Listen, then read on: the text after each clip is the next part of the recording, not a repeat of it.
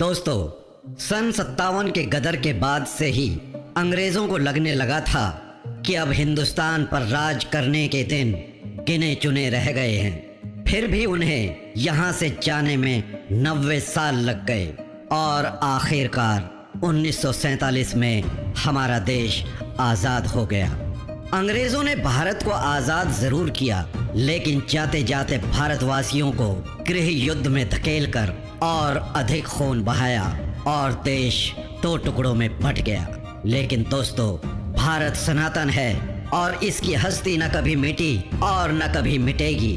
जिस देश के वासी अपनी जाति धर्म से उठकर अपने देश को प्यार करते हों, उस देश की हस्ती कभी मिट भी नहीं सकती। दोस्तों, क्या कोई सोच सकता था कि आज़ादी के कुछ दशकों बाद ही भारतीय कंपनियां टॉप ब्रिटिश ब्रांड्स जैसे लैंड रोवर, जैगवार, चाय का सबसे मशहूर ब्रांड टेटली को खरीद लेगी? किसने सोचा होगा कि एक भारतीय ब्रांड टाटा ब्रिटेन की सबसे बड़ी स्टील कंपनी कोरस को खरीद लेगी और अंग्रेजों को उन्हीं के देश में रोजगार देगी? झटका तो लगा होगा, लेकिन हकीकत यही है। आज भारतीय कंपनियां ब्रिटेन में सबसे ज्यादा रोजगार देती हैं और वो भी अंग्रेजों को बिना गुलाम बनाए।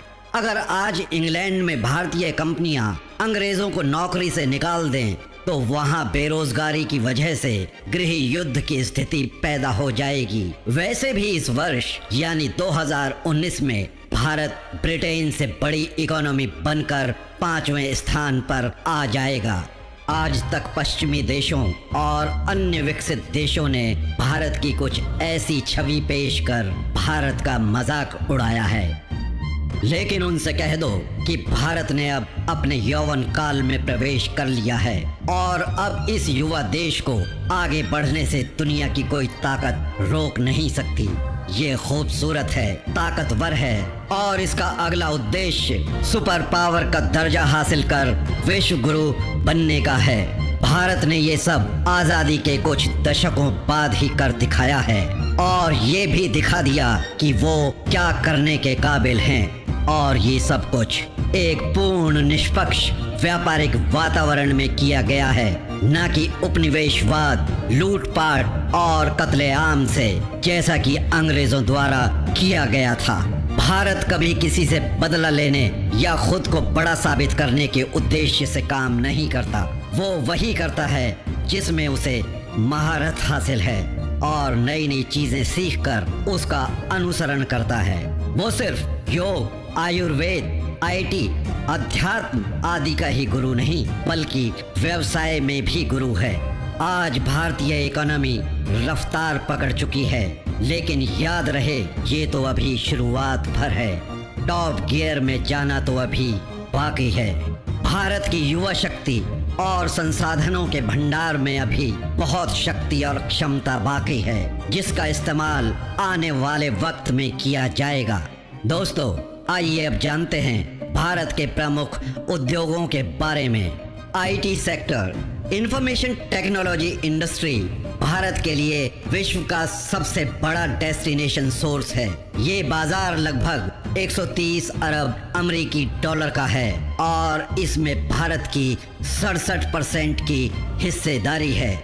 ग्लोबल स्टार्टअप्स में लगभग 4300 स्टार्टअप्स के साथ भारत तीसरे नंबर पर आता है। साइंस एंड टेक्नोलॉजी, हमारा देश जो कि एक न्यूक्लियर पावर है, विश्व में टेक्नोलॉजी ट्रांजैक्शंस के मामले में आकर्षक स्थलों में तीसरे स्थान पर है।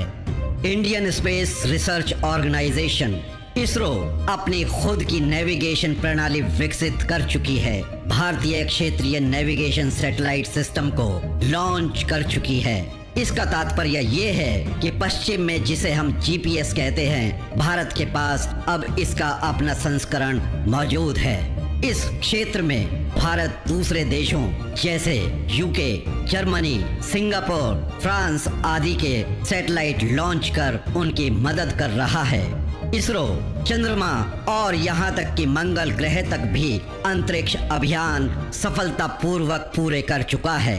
अगले महीने यानी जुलाई 2019 में चंद्रयान मिशन 2 का शुभारंभ होगा और इससे पहले मिशन एसैट पूरा कर भारत अमेरिका, रूस और चीन के बाद चौथी महाशक्ति बन चुका है।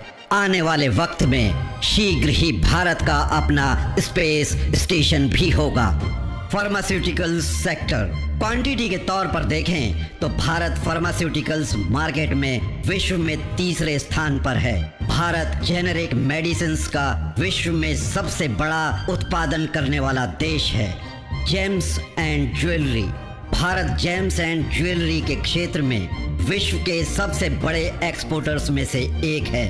आप में से कितने लोग जानते हैं कि विश्व के 95% डायमंड्स की कटिंग, पॉलिशिंग और प्रोसेसिंग भारत में ही होती है और ये काम मोस्टली एक ही शहर में होता है जिसे हम सूरत के नाम से जानते हैं। Health care sector, Bharat medical tourism का एक बहुत बड़ा केंद्र बनता जा रहा है।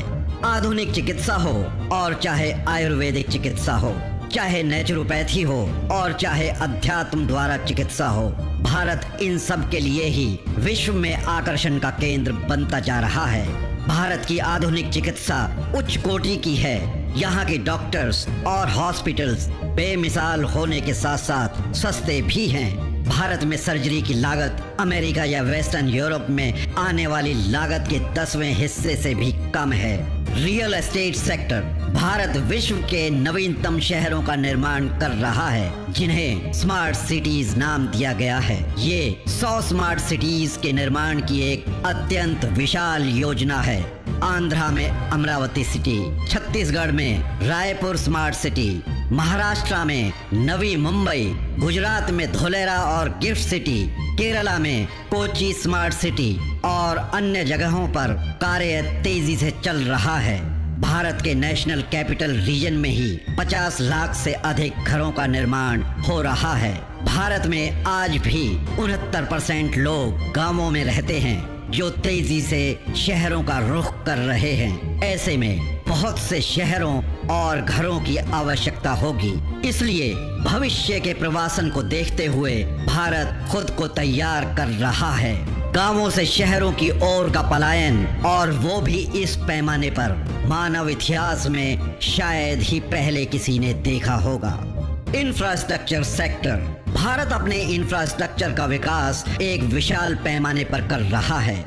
राजधानी दिल्ली में पहले से ही 250 किलोमीटर से अधिक की आधुनिक मेट्रो रेल है और इसमें सैकड़ों किलोमीटर का और इजाफा होने वाला है, जो कि इसे विश्व का सबसे बड़ा मेट्रो नेटवर्क बनाने वाला है। भारत के सभी प्रमुख शहरों में मेट्रो रेल का विकास हो रहा है। प्रमुख शहरों को बुलेट ट्रेन से जोड़ने की योजना पर काम चल रहा है, जिसमें Mumbai Ahmedabad bullet train corridor पर तेजी से काम शुरू हो चुका है और ये 15 अगस्त सन 2022 तक पूरा भी हो जाएगा।